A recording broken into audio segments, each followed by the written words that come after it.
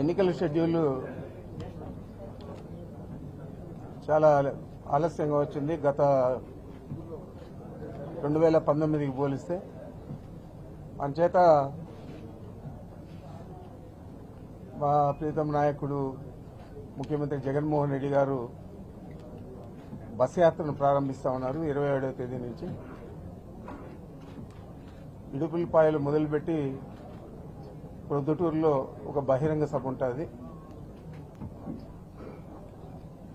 ఆ సభ 4 గంటలకు మొదలవుతుంది. అయిన తర్వాత 28వ తేదీ నంద్యాలలో ఒక సభ ఉంటుంది. ఆళ్లగడ్డ ప్రాంతంలో ముఖ్యమంత్రి గారు ఎంచుకున్న ఒక విలేజ్లో అక్కడున్న ప్రజలతో ఇంటరాక్షన్ ఉంటుంది. రాబోయే 5 సంవత్సరాలలో మన ప్రభుత్వం ఇంకా ఏ విధంగా పనిచేయాలని చెప్పి సూచనలు సలహాలు తీసుకుంటారు. అదేవిధంగా అక్కడ మాట్లాడుకున్నా ఉండండి అట్లే అక్కడ ప్రజలతో మనం ఈ 5 సంవత్సరాల్లో అమలు చేసిన సంక్షేమ పథకాలు ఏ విధంగా ఉన్నాయి, ఇలాంటి విషయాలన్నీ కూడా ఒక ఇంటరాక్షన్లో తెలియజేసుకొని నంద్యాల నుంచి నంద్యాలలో 4 గంటలకు సమావేశం అవుతుంది. నంద్యాల నుంచి కర్నూలు జిల్లాలో ఎమ్మిగనూరులో 29వ తేదీ జరుగుతుంది.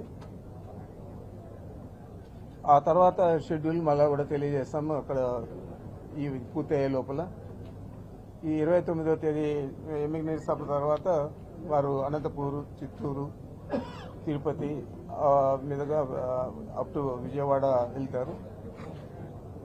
ఈ 4 సభలు కూడా కడప జిల్లాలో, నంద్యాలలో, కర్నూలులో, అదేవిధంగా అనంతపూరు, అన్నమయ్య, చిత్తూరు, తిరుపతి ఇవన్నీ కూడా రాయలసీమ జిల్లాలకు సంబంధించినవి. ఇవి తిరుపతి జిల్లాతో ఇవన్నీ కూడా పూర్తయితాయి. తర్వాత వారు నెల్లూరు నుంచి అప్ టు విజయవాడ మిగతా జిల్లాల్లో పర్యటిస్తారు. ఇదంతా కూడా ఈ సభలన్నీ కూడా ఇప్పుడే మీకు అంతా కూడా చూపించాం, మేమంతా సిద్ధం అని చెప్పి.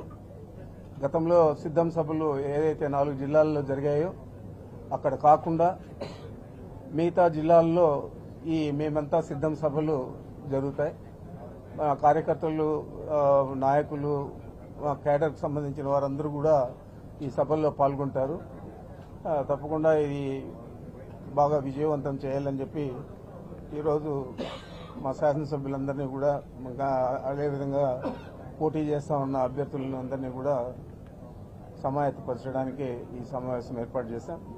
తప్పకుండా ఈ రాయలసీమ జిల్లాలలో ప్రత్యేకంగా మిగతా జిల్లాల కంటే కూడా బాగా కేడర్ అంతా కూడా ఉత్సాహంగా వస్తారు. ఎందుకంటే ముఖ్యమంత్రి గారు రాయలసీమ వాసి కాబట్టి ఇవి బాగా సక్సెస్ అవుతాయని చెప్పి భావిస్తున్నాను. మోడీ డబుల్ ఇంజిన్ సర్కార్ అంటే ఏపీ అభివృద్ధి చెందాలంటే డబుల్ ఇంజిన్ సర్కార్ రావాలని మోడీ వ్యాఖ్యలు చేశారు. ఈ పొత్తులు ఏంటో చూడాలి. మొదటి నుంచి చెప్తా ఉన్నాం కదా, పొత్తులు లేకుండా చంద్రబాబు నాయుడు నిలుచుకోలేడు. నేను చాలా సమావేశాల్లో అంతా కూడా చెప్పాను. నేను ఆయనకు రాజకీయ వికలాంగుడు కాబట్టి పొత్తులుంటేనే నిలదొక్కుంటాడు. ఊదకట్టెలు కావాలా, ఆ ఊదకట్టెలుగా జనసేన, బీజేపీ వచ్చాయి కాబట్టి అతను పోటీ చేస్తా ఉన్నాడు. దాన్ని పెద్దగా మేము అనుకోవడం లేదు. ముందు నుంచి మేము ఊహించిన విధంగానే వాళ్ళు పొత్తులు పెట్టుకున్నారు. మేము సింగిల్గానే పోటీ చేస్తాం. మా నాయకుడి సిద్ధాంతం అది. తప్పనిసరిగా గతంలో కంటే ఇంకా ఎక్కువ మెజారిటీ సాధిస్తాం. ప్రత్యేక హోదా ఇవ్వని పార్టీకి వ్యతిరేకంగా గత ఎన్నికల్లో ఈ 2 పార్టీలు పనిచేశాయి.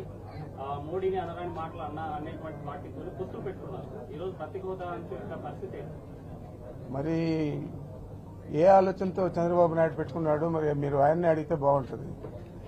ఆ రోజేమో అందితే జుట్టు, అందకపోతే కాళ్ళు చంద్రబాబు సిద్ధాంతం.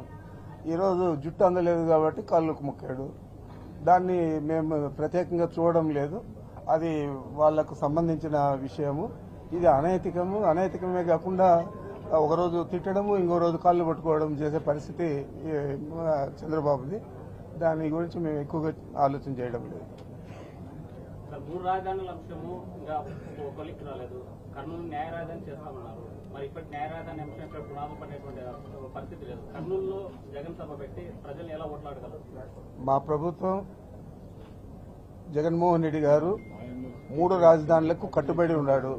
3 రాజధానులకు కట్టుబడేదే కాకుండా రాయలసీమలో న్యాయ రాజధాని కర్నూలు జిల్లాలోనే ఏర్పాటు చేయడం జరుగుతుంది. దానికి కేంద్ర ప్రభుత్వం నుంచి కూడా అనుమతులు రావాల్సింది కాబట్టి సహజంగానే కొద్దిగా డిలే అయింది. అయినా మేమే వస్తున్నాం. మళ్ళా రాబోయే 5 సంవత్సరాల్లో కూడా అప్పుడైనా తప్పనిసరిగా దీన్ని ఇంప్లిమెంట్ చేస్తాం. లా యూనివర్సిటీ కూడా ఫౌండేషన్